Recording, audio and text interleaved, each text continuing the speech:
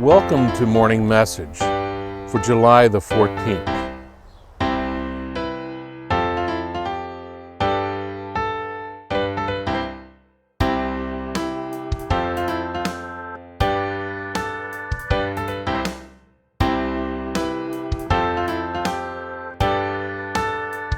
As many of you know, I have an older brother, Jody, who also happens to be an Anglican priest. He also has a terrific sense of humor. Many years ago, before I was ordained, so it was more than 30 years ago, I was at a service and he was presiding and preaching. And he got up to preach and he boasted that the congregation that day would enjoy the benefit of not one, but two sermons. The first sermon, he said, is this: love. And then he went on with the second sermon. That's a neat little trick to draw attention to the core of the gospel message, which is love. And that's essentially what he was doing. Now, some of you who are perhaps more familiar with my preaching may think, well, John, you've done that too. Yeah, I've stolen that little trick from my brother for sure, and I've done that more than once. But the purpose is to draw attention to the core message of the gospel, which is love. I've sometimes said that I only have one sermon, and that sermon is love. The struggle every week in terms of writing a sermon is to try to find a new, different, poignant, modern way of saying that same thing, that God is love. A few years ago, the presiding bishop of the Episcopal Church in the United States, Michael Curry, had the privilege of preaching at a royal wedding, and some of you may remember that. It was quite a dramatic and wonderful and entertaining sermon.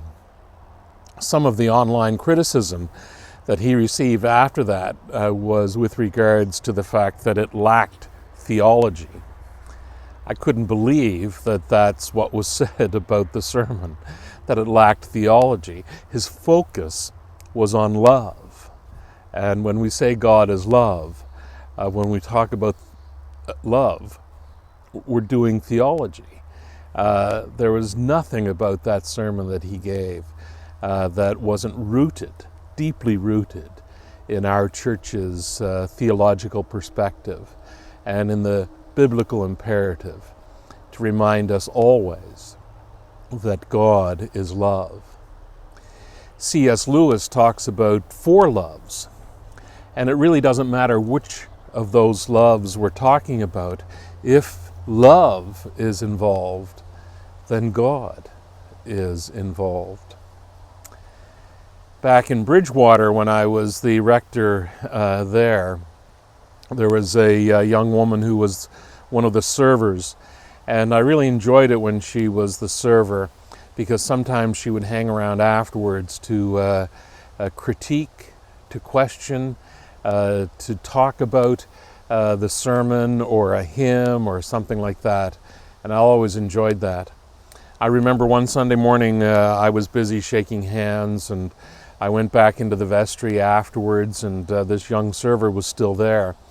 And we joked around a little bit, and eventually she got up to leave, and she was going out the vestry door. She stopped in the middle of the doorway. She turned around and she looked back at me and she said, "You know, you were talking about love today in your sermon." And she says, "I don't know if I really agree with you, because the only love that I've ever experienced has been from family members and friends." I said, exactly. Love is experiential. God is experiential. It's one thing to have somebody disagree with me and say that God doesn't exist. That's something we can debate or whatever. But if somebody tells me I'm wrong, that God doesn't exist, then that's denying my experience. And I don't take very kindly to somebody telling me that I'm wrong with regards to this, because it has been my experience. It's my understanding of the love that abounds in this world, that has a origin in a creative God, the ground of all being that made all of this. At the core of the nature of that is love. That's been my experience. You can't tell me I'm wrong because you haven't had that experience. You can tell me you disagree with me about the existence of God, that's one thing. But to deny my experience is something that we shouldn't do. We shouldn't do to one another. We should try to find different, more appropriate ways to disagree with one another. I believe in God. I believe that God is love. And I believe we experience God every time that we experience love, whether we're receiving it or whether we're giving it. God is at the core of that experience. My hope and prayer for all of you today is that you experience God in the love that is all around. Amen.